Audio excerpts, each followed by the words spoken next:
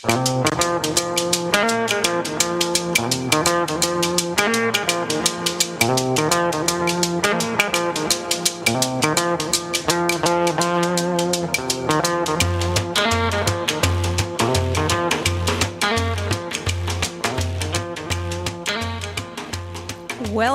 to Talk of the Bay, KSQD's local talk program, brought to you every weekday at 5 p.m.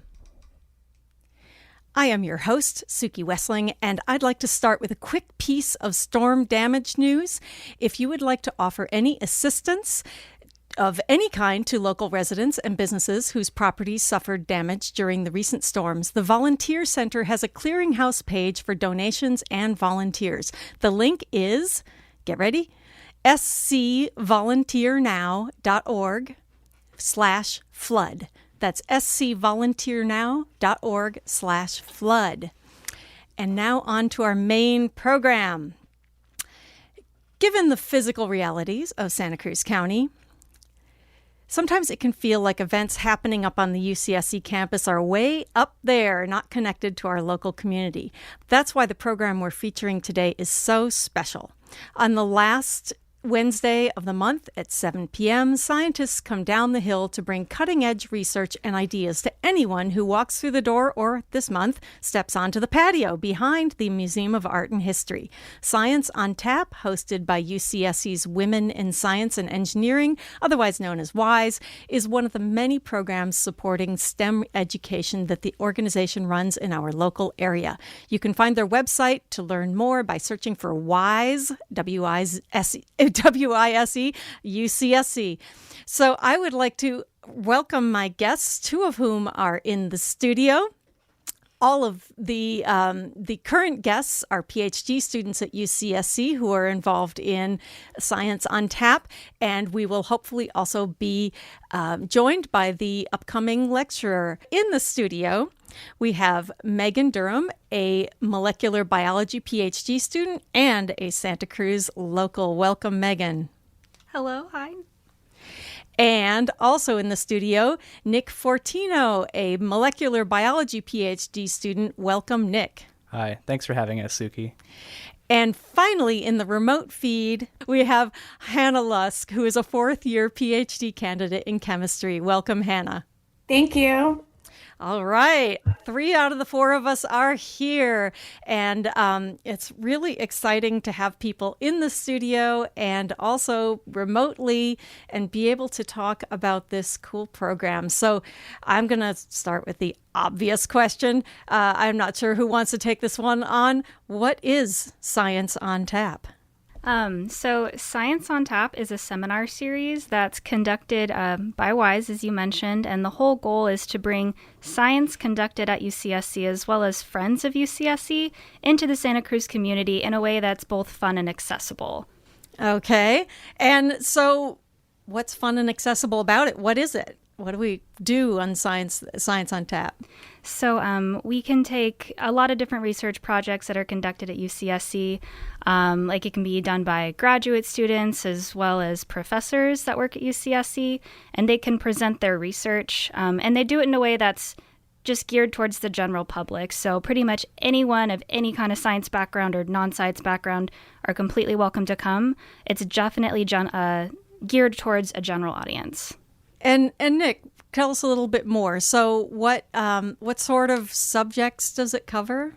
It's quite far-reaching. It's all over the place. We had a really awesome spread of talks just from the last year that ranged from deep-sea mining and its consequences on the planet. We've had talks about black holes. We've had talks about botany, molecular biology, the whole gamut. So, it's really... Any scientifically inclined or interested person would have a great time because the topics are all over the place. Uh-huh. And so how do people get to find out about what's upcoming? Yeah, so we have an email list that's geared towards community members. And the email list is just giving announcements about upcoming Science on Tap talks. They generally take place at the end of the month, but we can give you specific information on the talks that are happening through that list. You said science-minded people, but who, if when you talk to people who are going to be giving a talk, what do you tell them about who's going to be listening? We just tell them, hey, your friends are going to be here, maybe your family members, because they can invite anybody. People who are just walking on the street past Abbott Square, who see that the event is going on, they might choose to walk in. So really, just any Santa Cruz local, any person who's interested. The talks are geared towards them. So you don't have to have any particular science knowledge? No, not at all. We tell the speakers, really try to make this topic accessible. The whole point is to take the content that would normally be up on campus in the ivory tower, if you will, and just put it behind the maw. You can go get a beer, go get a burger or whatever, and just hear about the work that's happening and in plain English, in layman's terms. Yeah, that's one of the things I think most people need to hear tonight is in plain English, so you don't need any sort of degree to understand. And I'm hoping that Raja will come, because one of the things that is really exciting that's happening in science right now is the James Webb Telescope. So we definitely want to talk about that. So Hannah out there in the ether, I don't want to exclude you. Can you tell us some of the topics that you have found most interesting that have been presented with Science on Tap? Yeah, totally. I also want to mention that whenever I talk to speakers, I try to let them know that ideally someone should only have to have a high school education in order to understand these talks. So they do end up being a lot more background, and we try to define any unique terms or jargon within the talk. Some of the topics that I've found most interesting is we recently had a talk entitled The Feeding Habits of Black Holes. That was a super fun one for me. Black holes, I believe, eat meteorites, gases, and other black holes, which is interesting. And it also educated me on the difference between supermassive black holes and other black holes. And this talk was just super engaging, and there were lots of videos in it to help engage the audience. Another talk there was a talk by someone in my lab. So we study bioactive natural products, or molecules that could potentially be useful as drugs that are produced by fungi, bacteria, or plants. And she specifically studies marine bacteria, and she actually ended up talking over her career development from undergrad, which I felt was really helpful and could be helpful for people who are in undergraduate right now and trying to figure out what directions they can go in science. Do you have a lot of students who come? Are there students who don't know what they want to do, and then they can come here and think about their possible careers, their possible lines of study? Okay, so we do have a lot of representation from students at UCSC. I believe right now it's mostly grad students, because there's a lot of graduate students involved with WISE already. But we do have some undergraduates that come, and I think since 2020, we lost a lot of our community member following because we were not able to hold seminars in 2020, and I believe we also had a location change. So part of why this is good is because we want more community involvement, because the point of these talks is really, it's geared toward communicating what we're doing in the laboratory to people within the community so that they can get excited about it. When you are thinking about who to have speak, what are some of the criteria? Do you just think about any professor, or do you have certain things that people are interested in? I think it's kind of a wide range. We try to cover a wide range of topics within Science on Tap, and I know that something that Nick has been doing is he has been sending out emails to heads of departments or otherwise people involved in administration, or people that would know a lot of students and faculty, and they would put mass emails to people in the department saying, does anybody want to give a Science on Tap talk? And that's actually how we got a lot of our speakers, which has been incredible. But we definitely try for a lot of wildlife biology talks. Those happen to be really popular, and we love the astronomy talks. Those are awesome. We're both in the cell biology program, so we do definitely pick from a lot of our friends, but it's also definitely been really fun to branch out in other departments as well. And we've also worked some connections to local organizations. For example, the Dark Sky Association. They gave a talk about light pollution, which was amazing. Oh, right. So that's also something that we're keen to bring back in the future as well. And did you have to pause these during COVID? Did you do them online?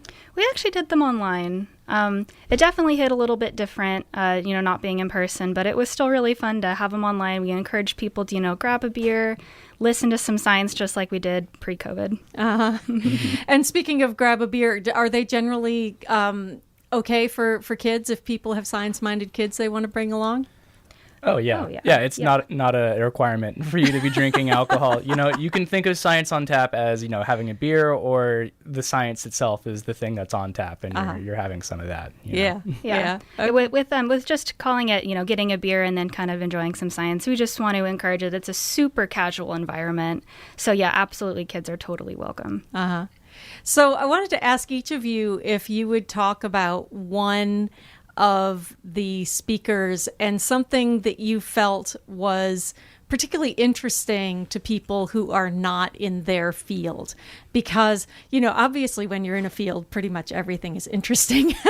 Even if it's not the area you do, you know enough about it to know why it's interesting, right? But I'm particularly interested in the idea that this is for people who are not scientists. And so I'll start with you, Hannah. Do you have one that you can think of that was particularly interesting to non-scientists, and why?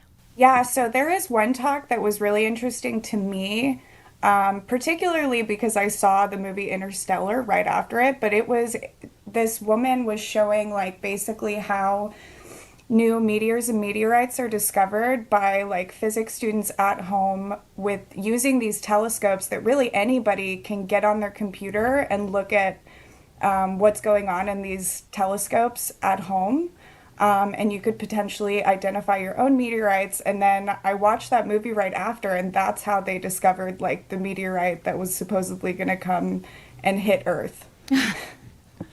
That was the so movie, I was like, oh, Don't that's Look Up, cool. Right? Oh yeah. Oh wait, right. Don't Sorry, Look Up. Don't Look Up. It was Don't Look Up. But I watched it right after this talk, and I was like, wow, it's really cool to know that that's how they actually do it. And was that movie realistic? I loved that movie. So, but was it realistic in the sense of this person who's not top of her field, just being the person who's wait, I see something, and people not taking her too seriously? Oh, yeah, my understanding from the talk was that was realistic, because there are physics students all over the country who just log into these telescopes and then pick out moving objects and try to calculate their speed or their trajectory, and also potentially finding out if it's a newly identified meteorite. And then if it is a newly identified one, then you can contact, I forget what organization, but you can let them know. And if it's verified, then it'll be named after you. I actually would love to expand on Hannah's answer, because that was also my favorite talk, but for a little bit of a different reason. The woman that hosted that talk, her name's Praverna, and she is from the Republic of Kosovo, and she was actually one of the most influential women within Kosovo, and she was instrumental in starting this astronomy program. And something that also we love about Science on Tap is that it really gives people the opportunity to talk about why they're interested in science and their own passions for how they got to where they are. And it was so cool hearing her story of how she got to where she is today. I mean, it was really incredible. Yeah, it was fascinating. I mean, she was talking about how astronomy in Kosovo had been on a decline, and her just being such a magnificent ambassador of astronomy, bringing that back into the public spotlight. And she was having conversations, with the government of Kosovo about how they're going to invest in their future astronomy program. It was incredible. So yeah, Pranvera gave an amazing talk. She was very inspiring. I wanted to ask you guys to go into perhaps a little bit of a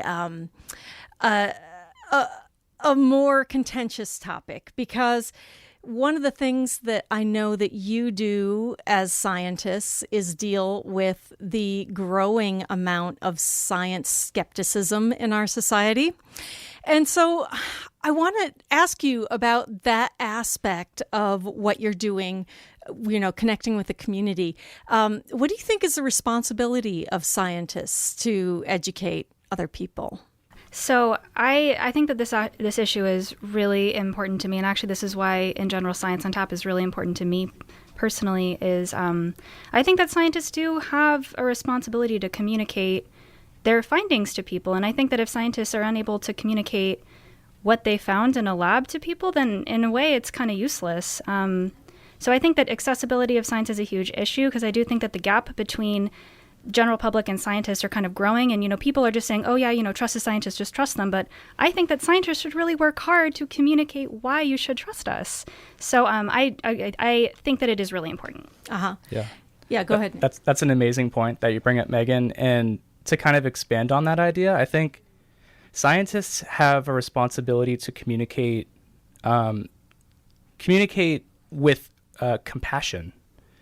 One of the things that kind of irks me about when science is communicated is that, science is the truth. Like, science is real. Like, and if you don't get on the train, then something's wrong with you. Science is a method of thinking that can lead you down the wrong path sometimes. Science is not perfect. So I think when we tell people to believe scientists, we should say, hey, we've thought about this a lot. We may not be right, but at least we're trying to help. We have a pretty good idea. Here's why we think we have good ideas. But if you think differently, that's okay. But I'm not going to try to say that there's something wrong with you if you don't believe me. Mm-hmm. And I think that when we communicate science very forcefully like that, it really turns people off of the idea of even having a conversation, because they feel like they're being belittled. Mm-hmm. So that's something that I would like to see, is just a lot more compassion and recognizing the humanity in people when we talk about why science is important to society overall. Yeah. How about you, Hannah? Do you have you had any experiences where you've had to educate someone and who's denying something scientific, or seen anything like that you can share? Yeah, so this is actually a great question for me, because I'm from Kansas and my family are mostly like very anti-vax and into a lot of like strange stuff. And what I've noticed with them is on topics that they're like very specific about, topics that they want my input on and topics that they don't want my input on, and they don't want to hear what I have to say, because I feel like sometimes people get very attached to ideas sometimes. But science is all about questioning. And so when people have questions about science, I try to teach them how to like dig into it themselves and get like some of these answers themselves, because there is information available. But overall, I think that we need to do more to educate people about science very early on and get them interested in it and get them engaged in it when they're like younger, so that they do more to like try to educate themselves about these topics, if that makes sense. Mm-hmm. Yeah, though, I mean, I will have to say that part of the problem is the self-education on the, getting your doctorate on Google. So, or on Facebook. Or on Facebook. Yeah. So this is a really good point, because I feel like we don't do a great job about teaching people what resources, like how to criticize different resources and like try to get to the root of where this information came from in the first place, because most legitimate like information out there, like articles and stuff, there's normally an actual publication in the literature that is supporting the evidence of a certain article. So it'd be helpful if those were like linked a little bit better. But also part of the problem is that these publications aren't very easy for other people to understand. Mm-hmm. So I'll have my family sending me publications that they found and they don't understand what it means, and they'll have me translate it for them, which it's really helpful if you like have a scientist in your family, but not everybody does. Mm-hmm. So I don't know. I think it would be cool if we could educate people early on, like maybe in high school, about like looking at this type of literature and how to get down to like what it's saying without needing to know all the jargon. That's a good point. I would like to welcome Professor Raja GuhaThakurta, who is the Department Chair of Astronomy and Astrophysics at the University of California, Santa Cruz. Welcome, Raja. So what we're talking about, as you may have been able to hear, Raja, is this question of the educational component of Science on Tap and other similar programs that are trying to help people who are not scientists understand what's going on. And I wondered if you'd like to weigh in on science denial in our society and whether you have confronted any of it in your own life. I don't have to look very far to encounter it. It's all over my family. Like one of the other speakers earlier said, I have conspiracy theorists, I have moon landing deniers, you name it. I have, 9/11 as a total conspiracy, all of these things. There is I don't have to look very far to see the erosion of evidence-based thinking. Mm-hmm. Sadly. Why do you think, just from the people that you know, why do you think that that's the case? I think there's too much information out there. There's just too much bad information out there, and that can be manipulated. When I was growing up, which was a long time ago, we lived in an era of starvation or thirst, where access to good information was difficult to come by. You had to go to the library. And now, access to good information is still hard to come by, but we are drowning. We're drowning in bad information. And that's worse than the previous situation, because I'd rather be thirsty than drowning. And that for one thing. And secondly, this bad information is not just there by accident. People are manipulating the system to flood us with the information they want us to hear, typically for some kind of benefit to them. Anyway, I can go on and on. I won't. But. Well, that's a good question, because some of the misinformation is at the hands of scientists and doctors, which is always surprising and upsetting to me in particular. What do you think happens to people who turn that way? That it seems like they start on the right side and then they go somewhere. Never having, I haven't manipulated, I don't think I have manipulated information in this manner for my own benefit. But I can see people doing it for, fame.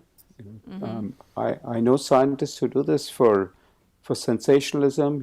You get more media hits this way, for the wrong reason, though. And I can only think that could be a motivation. Mm-hmm.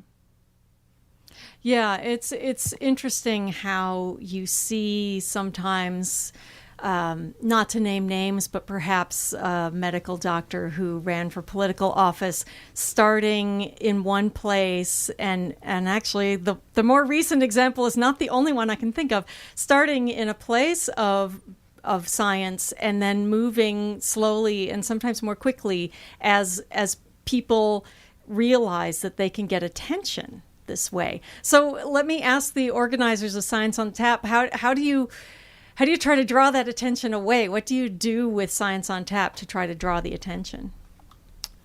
Well, we don't put on this event for any sort of personal gain. This is just to inspire curiosity in people.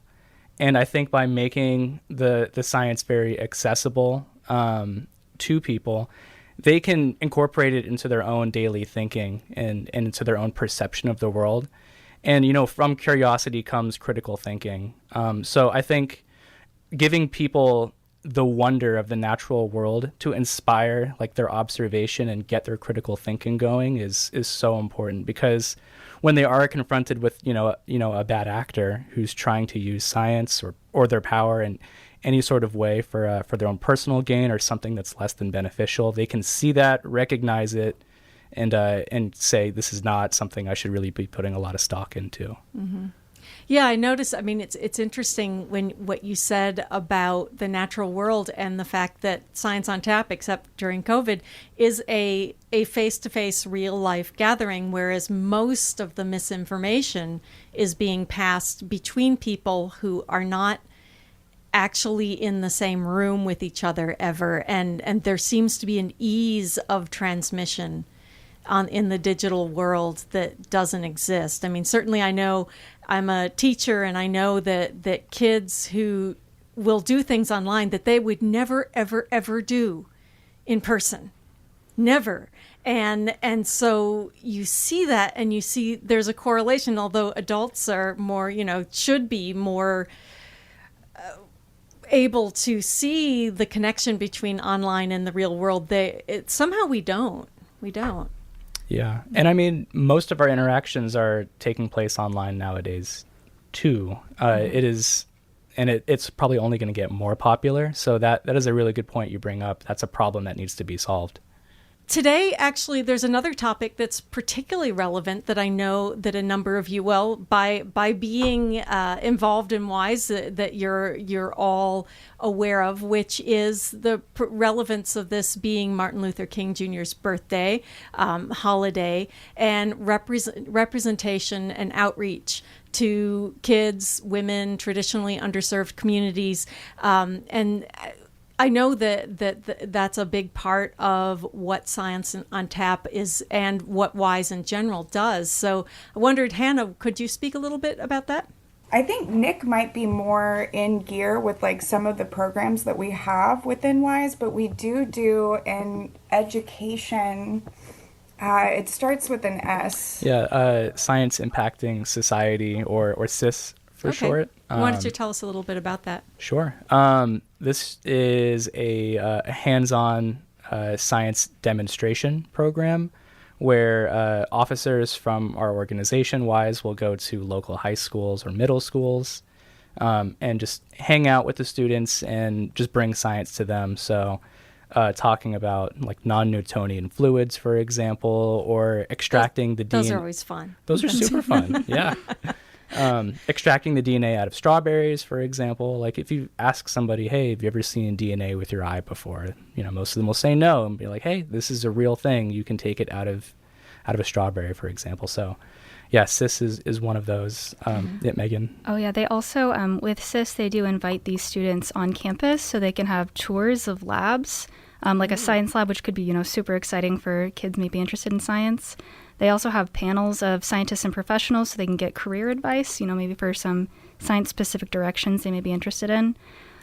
We also have different outreach opportunities. We specifically have K through 12 outreach opportunities where we go to schools in the Monterey Bay area and do the kind of demonstrations that Nick was talking about as well. I did the strawberry DNA extraction one. It was really fun. We also have WISE Naturalists, and that's where we can kind of try to bridge the gap with community and school, where we get different officers for WISE Naturalists to take people on walks like wildflower tours. I think there's a fungi one during some parts of the year, which seem really cool. So we have like a couple different outreach programs within WISE, including a Science on Tap. I would imagine that this week will be a good one for fungi now that the rain has finally stopped for a few days. Definitely. So Raja, I know you're also particularly interested in outreach programs. Could you talk a little bit about why you think it's important to do outreach and what factors keep kids from developing interests in and ultimately going to college to study STEM fields? Okay. Yeah. So I think the thing we talked about earlier, this combating bad information is a good reason to learn to think critically. So your decisions, whether they be about anything, ranging from which politician you vote for to, whether you buy a solar panel or electric car or think that's a bad idea, it should be based on evidence. And I think it's very important to inculcate that style of thinking early on in a person's educational journey. So I don't think it's too young I think children are born critical thinkers. We hammer it out at them with our education system. And I think it's important to not do that and to. When you say hammer it out of them, what do you mean? What do you feel needs to be done in our schools that's being done differently in our schools? I think there's too much rote learning, way too much rote learning, too much emphasis on the book says this, it has to be right. There's no room for critical thinking and evidence in a lot of curricula, and this is everywhere in the world. This is not just in one country or one part of the world. Interesting. So you think that as far as science goes, could you be more specific? What would you like to see happen in science classrooms that would help, especially say, let's talk about a school that primarily serves kids in a lower socioeconomic community. What would you like to see their science classrooms doing? More inquiry-based learning. There's a term for it. There are very thoughtful people who have backgrounds in education who've thought this through and have come up with inquiry-based learning. Instead of giving someone a formula, let them discover it. Let someone discover it in a hands-on way. There are many examples of this, but inquiry-based learning has such an important role to play in science. Don't just give people the answer. Let them find the answer. Let them find their answer through hands-on experiments with things around them. It's just so cool, the description. I really want to hear. What are you going to talk about? Suki, I'm going to talk about galaxies. Galaxies are, in a real sense, our home. When we think of our home, we think of the building we live in. If we're so lucky to live in a brick and mortar building, but we think of our planet as home. We think of our solar system as home. But our galaxy, the Milky Way galaxy that we live in, is our home, and it's a really important scale on which to think about our home. Because if it weren't for the fact that we're part of a big galaxy, we wouldn't be made up of all the elements of the periodic table that we know and love. So our presence in a big galaxy is really responsible for the kind of creatures we are and the kind of complex life forms that we see around us here on Earth. So I'm going to talk about galaxies and my group's research on galaxies. Uh-huh.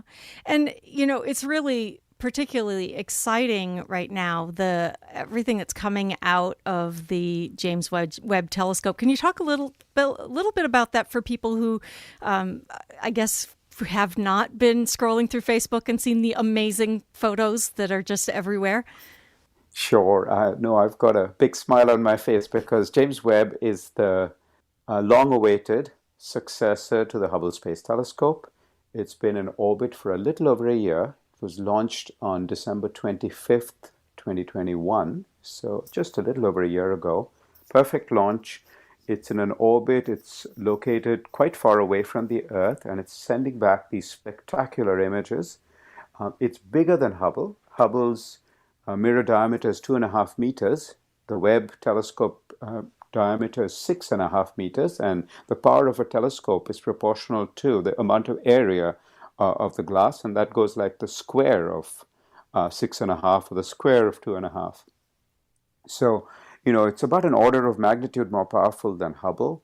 Sharper images, looks in the infrared, looks to very, very distant galaxies, helps us understand other planetary systems around other stars. So I'll be showing some images from the James Webb Telescope. We are in the process of collecting our own data for James Webb to understand the Andromeda Galaxy. So I'll talk about all of that on Wednesday next week. Uh-huh. And what are some of the things that you think non-scientists, non-astronomers are most interested in your field? They are.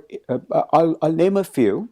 There is this sort of Harry Potter-esque situation in the universe where there are two dark forces at play: dark energy and dark matter. Dark matter is trying to pull everything in. Dark energy is trying to push everything out. We can't see the agents that are causing this pull in or push out. So it's very science fiction-like, but it's real, it's happening. It's really captured people's imagination to think that our entire universe is being being controlled by two dark forces that we understand very little of. It's an exciting time because there's a lot to be discovered. People are very excited about planets around other stars. That's not my particular area of research, but I can see the excitement there of exoplanets. People are very excited, about our new way of sensing the universe through gravitational waves. Those are but, a few of the areas that I hear a lot of buzz about in our field. Uh-huh. And when you think about talking to people who don't have a background in all of the various things that you need to have a background in to even understand how these things work, how do you? I noticed one thing you do, which is clearly you make analogies. How do you reach people and explain things without using any technical terminology?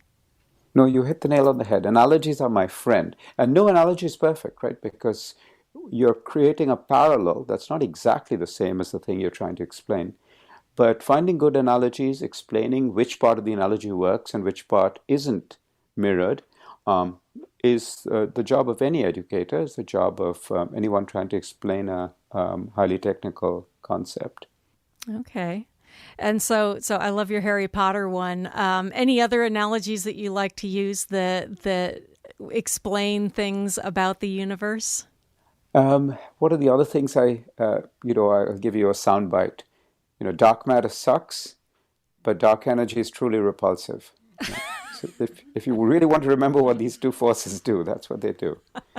You got a good laugh in the studio. That was good.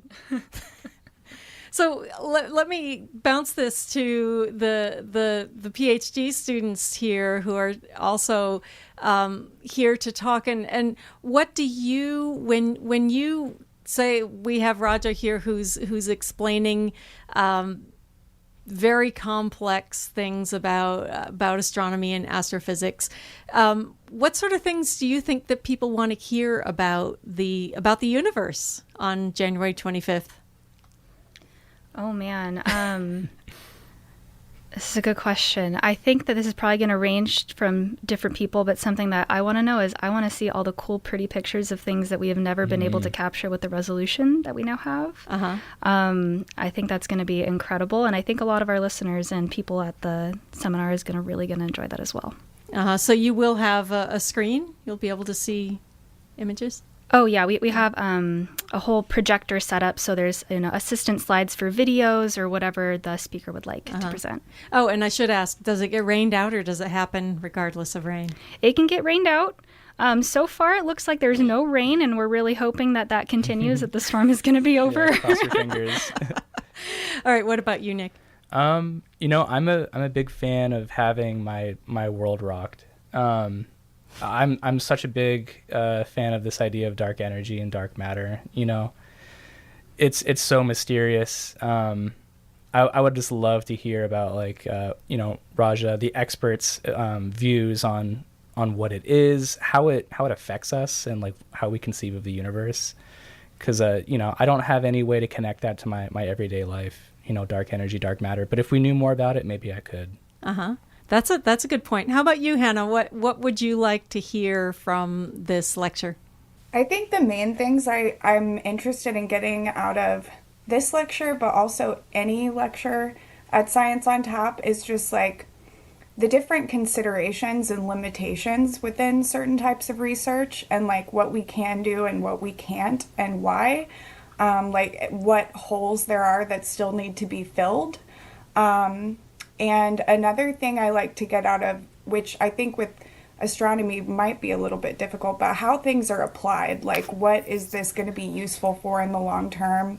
How could this information that we're gathering in this way be used to benefit society as a whole? Yeah, that's a good point. And Raja, would you like to answer that? Is that something? I would love that. I want ahead. to pick up on two of the answers. Why are dark energy and dark matter important to us? It's because they're so mysterious that it keeps researchers like me off the streets, right? It means we can keep working at this for years, and we're not going to get an answer anytime soon. No, really, these are problems. These are generational problems. They're of that kind of scale. It's going to take an entire generation of research to get answers. And it's not often that we come across those things. So the scale of the problem is huge. Understanding how our universe works is one of the biggest questions we can ask, and we don't understand the two most important forces. So I think that's super important. But I completely agree. I think it was Hannah, you said that, how is this going to benefit us? And I'm pushing for something that I'll talk about on Wednesday, but I want to mention it here. When we do science, for the three students here, Megan, Nick, Hannah, when you do science, when I do science, I think about what I'm going to study. I think about how I'm going to study it. And, that is what methods I'm going to use.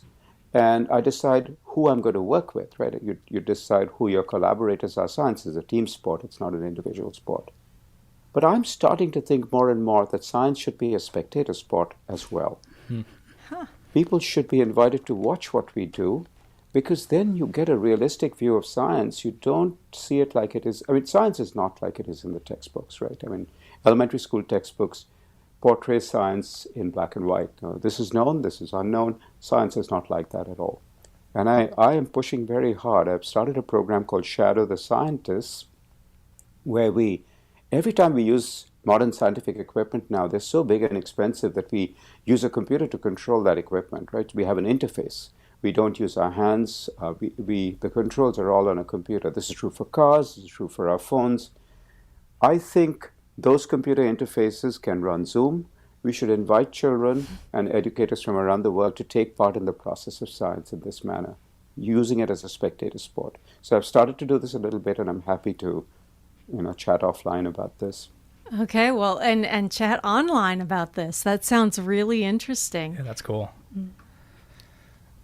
What do you? So let me ask the students. You're all PhD students, so you're pretty far in your education. You've been going at this for a long time, and I'm guessing you have some sort of visualization of yourself past this, or maybe you're right now thinking, I can't think past my but defending my thesis. Oh wait, thesis. Oh crap. But after that, you also are going to be ambassadors to the world in your area of specialization. What are some things that you hope that you can do once you're out there, Megan? Oh man. So science communication in general is really important to me, and I know that when I am done and I have my PhD, I would like to incorporate science communication into any career that I have. So I'm really hoping to kind of take a lot of the spirit of science on tap and continue that in some way post-graduation, be involved in science and community, hopefully for the rest of my life. Uh-huh. And remind me what you do and how you think the general public, what sort of things you might think that they might like to know about what you do. So in a nutshell, I'm trying to find new things that cause cancer through an incorrect processing of some kind of mechanism in our cell. So I guess maybe people might be interested to know that we have found some novel things that we think cause cancer, and we found maybe a certain method is better to study this than others in a lab setting. Interesting. How about you, Nick? I'll just start by saying I echo a lot of what Megan has said about carrying the torch of STEM outreach and education further in my life. I would love to see more people develop as scientists and feel like they belong in part of our team. I think it's just a really fun way to live. But my study is on RNA molecules, which, are really, really popular now because, coronavirus is basically just a very successful RNA molecule. And our vaccines are, the Moderna and the Pfizer vaccines are RNA molecules, RNA based. So I would love to be using RNA for therapeutic applications. But even more than that, I think they're just incredibly useful. They can, I think, potentially solve a lot of other problems just outside of human health. Mm-hmm. And I noticed, it occurred to me, we talked about misinformation, but I think that the COVID pandemic also led to a lot of information that a lot of education about viral infections, and certainly did for me, and I'm from a family of scientists, so yeah. It's great that people are actually pushed towards learning more about it. If it's unfortunate that it was coronavirus that caused people to Google what is RNA, but I'm happy that they're doing it. Yeah. And Hannah, finally, when you see yourself out there in the world being a scientist, how do you hope to reach people? So I want to echo what both Megan and Nick said about continuing work with science outreach programs and trying to get people, specifically early in life as kids, interested in science and curious about it, because I think that curiosity, if spurred early, can continue on, and also teaching like critical thinking and to question things early on, because in my experience, especially with like my family, I found that later on people have a lot of pre-established opinions and they are less likely to question their own ideas. Additionally, so I've started, this is more like how I want to impact kind of the world with my science, but I've been looking into like clinical chemistry, because I see a gap. Like I'm currently in preclinical research, and specifically looking at identifying novel drug targets and biomarkers for ovarian cancer, but I see like sort of a gap between what's developed in the laboratory and what actually makes it into clinics for like diagnostic testing, and actual like tools being implemented in clinics. So I'd really like to try to bridge that gap and try to make some of these things that we're developing in the lab more reasonable to implement in an actual clinical setting. Great. So that we can use them to like diagnose people, because we're developing all these tools, but not a lot of them are really translating into use in a clinical setting. All right. And just in the last 30 seconds, Raja, could you share a little bit of wisdom about reaching out to the public the way you're going to do on January 25th? So what I'm planning to do is make my talk understandable. That's the first and most important thing. People should understand what I'm trying to say. I want to connect it to humans, to each of us, each and every one of us. Our life on Earth. If it doesn't connect to our life on Earth, I know I've lost my audience right away. So I need to connect my astronomy research, my galaxies research to people's lives. And there is a way to do that. There are two ways to do that. One is the thing I mentioned, which is the production of chemicals that's responsible for complex life. That's one connection. But also, science is a way of thinking, and adopting that way of thinking, or at least understanding that way of thinking, can affect the rest of our lives and almost everything we do. Critical thinking is not limited to the domain of education. Those are the two connections I'm looking to make next Wednesday. Thank you. So I will put more information on the ksqd.org website about this great talk coming up January 25th, 7 p.m. at the patio at back of the Museum of Art and History. Thank you, all of you, for joining me. Hannah, Raja, Nick, and Megan. Thank you. Thank you. Thank you, Suki. Thank you.